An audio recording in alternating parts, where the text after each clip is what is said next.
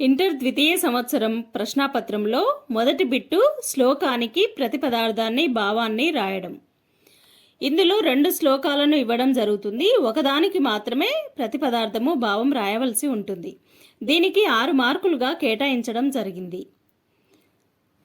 అయితే ఇందులో శ్లోకానికి మొదటగా కవి పరిచయం రాయాలి, ఆ తర్వాత అన్వయం ప్రతిపదార్థం రాయాలి, తర్వాత భావం రాయాలి. కవి పరిచయానికి 1 మార్కు, అన్వయం ప్రతిపదార్థానికి 3 మార్కులు, భావం రాసినందుకు 2 మార్కులు, మొత్తంగా 6 మార్కులను కేటాయించడం జరిగింది. ఇవన్నీ సైడ్ హెడ్డింగ్స్ పెట్టి ఖచ్చితంగా రాయాలి. ఇలా రాసినప్పుడు మాత్రమే మనము 6 మార్కులను పొందవచ్చు. శ్లోకానికి గల ప్రతిపదార్థము భావం రాసే ముందు మొట్టమొదటగా పైన హెడ్డింగ్ పెట్టాలి.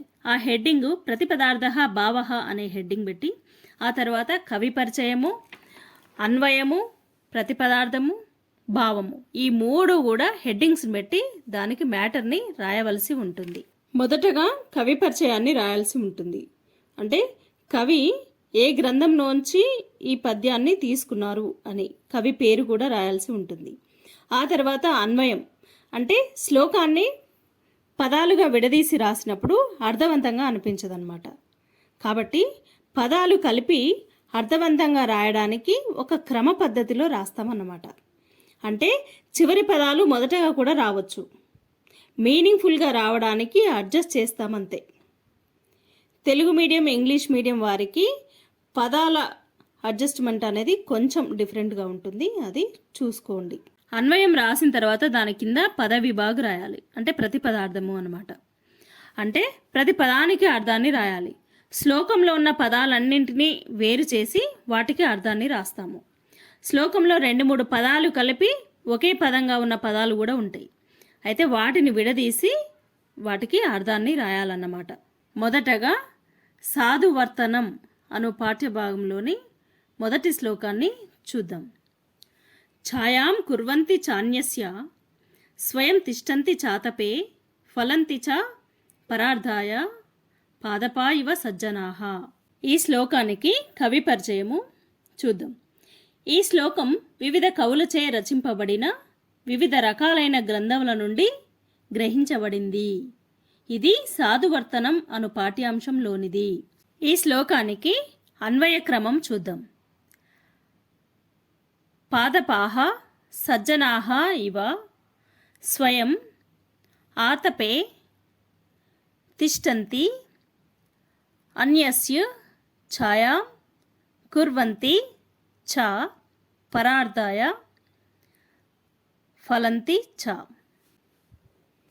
ఇప్పుడు ప్రతిపదార్థము రాస్తాము.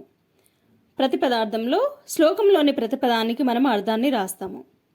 పాదపాహ చెట్లు, సజ్జనాహ ఇవ మంచివారి వలె, స్వయం తమంతట తాము, ఆతపే ఎండలో, తిష్టంతి ఉంటూ, అన్యస్య ఇతరులకు, ఛాయాం నీడను, కుర్వంతి ఇచ్చుచున్నవి, చ మరియు, పరార్థాయ ఇతరుల కొరకు, ఫలంతి చ పండ్లను కూడా ఇచ్చుచున్నవి. అయితే దీనికి భావాన్ని చూద్దాం. చెట్లు మంచివారి వలె తమంతట తాము ఎండలో ఉంటూ ఇతరులకు నీడను ఇచ్చుచున్నవి మరియు ఇతరుల కొరకు పండ్లను కాయుచున్నవి. ఈ భావాన్ని మరింత క్లియర్గా తెలుసుకుందాం. మంచివారు అంటే ఎవరు?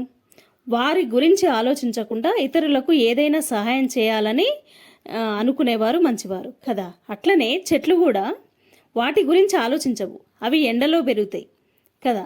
అవి ఎండలో ఉంటూ తమంతట తామే నీడనిస్తాయి. మాకు నీడని ఈ ప్లీజ్ అని ఎవరం అడగం కదా, వాటింతలో అవే నీడనిస్తాయి కదా. అంతేకాకుండా ఇతరుల కొరకు పండ్లను కూడా ఇస్తాయి కదా. చెట్లు మన కోసము మనం ఏది ఆశించకుండానే మనకు ఇవన్నీ ఇస్తున్నాయి. ఒక మంచి వారి వలె చెట్లు మనకు ఎన్నో విధాలుగా తోడ్పడుతున్నాయి అని చెప్తున్నాడు ఇక్కడ. ఇప్పుడు 2వ శ్లోకాన్ని చూద్దాం. అయం నిజః పరోవేతి గణనా లఘుచేతసాం ఉదార చరితానాం తు వసుదైక కుటుంబకం. ఈ శ్లోకం కింద కవి పరిచయం రాస్తాం. కవి పరిచయం తర్వాత పదవిభాగు రాస్తాం. పదవిభాగు శ్లోకంలో ఉన్న ప్రతిపదానికి పక్కన కామ పెడితే సరిపోతుంది. అంటే అయం కామ, నిజః కామ, పర కామ, ఇలా ప్రతిపదానికి కామ పెట్టి రాయాలి. నెక్స్ట్ అన్వయక్రమం రాయాలి. అన్వయక్రమం లఘు చేతసాం అయం నిజః వా పరః ఇతి గణన ఉదారచరితానాం తు వసుధ ఏక్ కుటుంబకం. ఓకే, తర్వాత ప్రతిపదార్థం రాయాలి.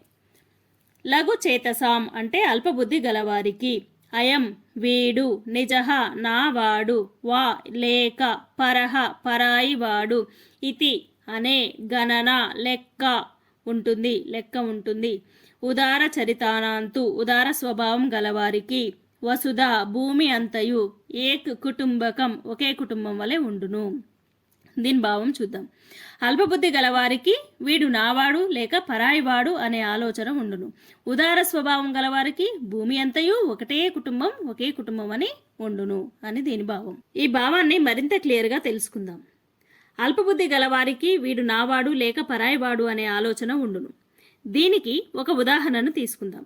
మహాభారతంలో ధృతరాష్ట్రుడు కౌరవులు పాండవులు కురుక్షేత్రంలో యుద్ధం చేస్తూ ఉన్నప్పుడు ధృతరాష్ట్రుడు తన ఇంట్లో ఉండి తన మంత్రి అయిన సంజయునితో ఇలా అంటుండు, సంజయ, నావారు పాండుపుత్రులు కురుక్షేత్రంలో ఏం చేయుచున్నారు అని అంటాడనమాట.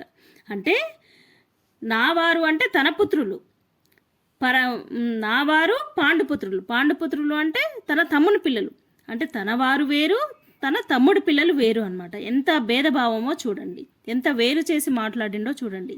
అందుకే ఇలాంటి మనస్తత్వం ఉన్న వాళ్ళని అల్పబుద్ధి కలవారు అని అంటారనమాట.